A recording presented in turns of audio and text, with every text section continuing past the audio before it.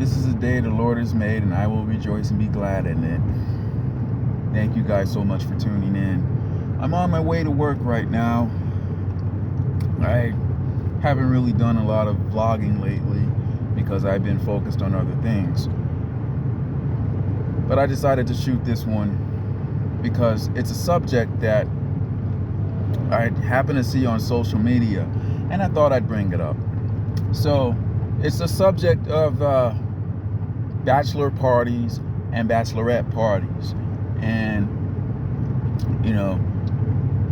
I've been engaged once, but I haven't gotten to the point where bachelor party was in question. So I've never actually had a chance to do that, and that's a good thing because I didn't really want to do that anyway. Now, the purpose of this vlog is not to condemn anyone or to pass judgment on anyone, but really just to give you a clear understanding of what you're getting yourself into if you decide to have a bachelor party and a bachelorette party at a strip club, or even at home and hire a stripper. So I'm just gonna say it, and whether you agree with me or not doesn't really matter. If you agree with me, fine. If you don't agree with me, that's your business. I don't care. If you are engaged to be married and you decide you want to go to a bachelor party or a bachelorette party, whether it's your decision or a friend or a family member's decision to do this for you, if this is what you do, you're not ready to be married. You're not ready. You're not ready to be married, fellas. If you have a woman dancing on your lap, and same thing vice versa, ladies, you ain't ready either if you have some guy dancing damn near naked in front of you, putting his junk in your face. You're not ready. Now, while some people may claim that some of these parties are innocent and harmless fun, that's really not the case. Now, aside from all the horror stories that I've heard and actually seen on the internet, even if the groom-to-be and the bride-to-be aren't putting their hands on these strippers, even looking and actually enjoying what they're seeing is enough to realize you guys aren't ready to be married yet. Because if you were truly ready to marry someone who you say is the love of your life, you wouldn't enjoy a party like that. You wouldn't enjoy it. If you really love that person will be the only one that you would be thinking about. Even in a party like that, you wouldn't want to be there. You wouldn't want it. Because if you really love that person, you're not just thinking about the wedding. You're thinking about your future. The future that you're going to spend with your husband-to-be and your wife-to-be.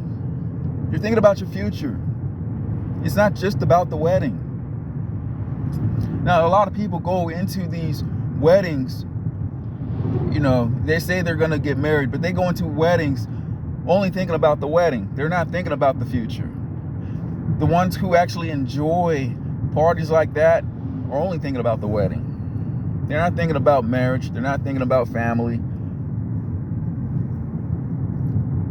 And I've said this before, and I'll say it again. And again, I don't care if any of you disagree with me. I'm going to say it. I said what I said.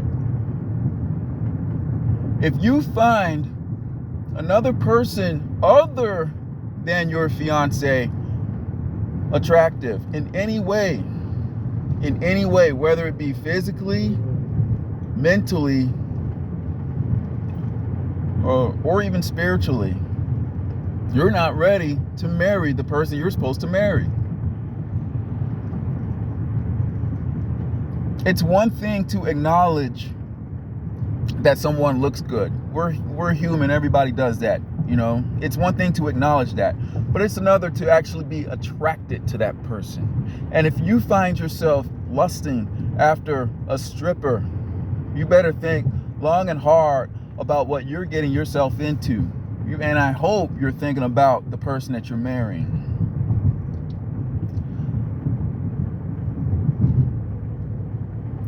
Lust is a dangerous sin, guys.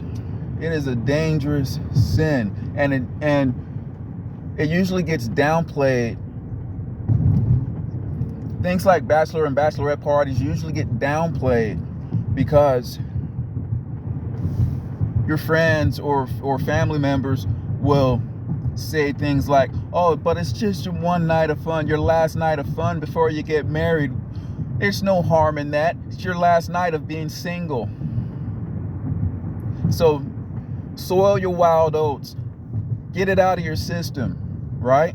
How many of you watching this video, and I'm talking specifically about the ones that have been married, how many of you have heard that?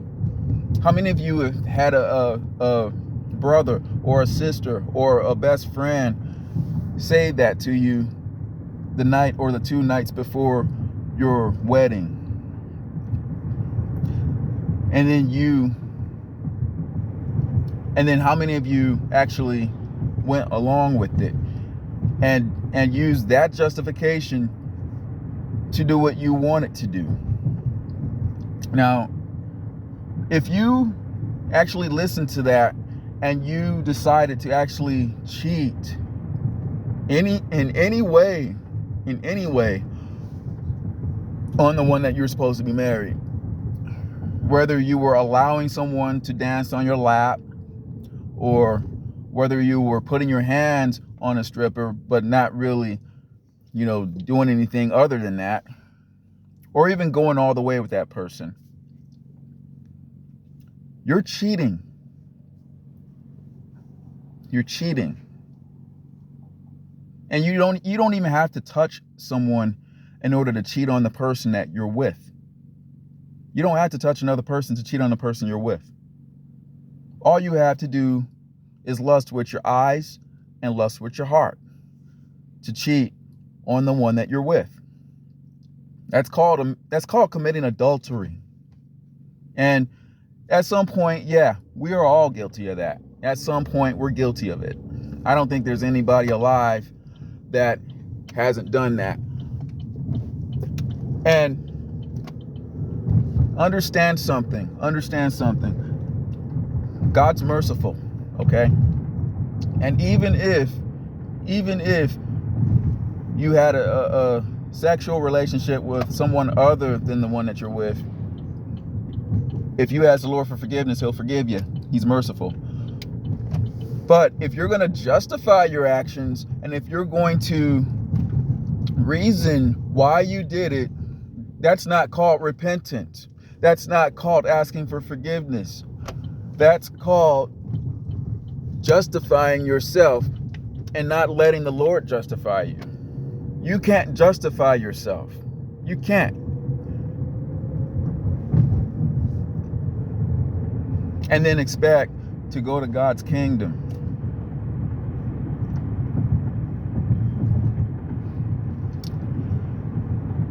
So, for those of you who are currently engaged right now and you're considering a bachelor party and a bachelorette party, I'm not saying that you shouldn't have one. I'm not saying that you shouldn't have a bachelor party or a bachelorette party.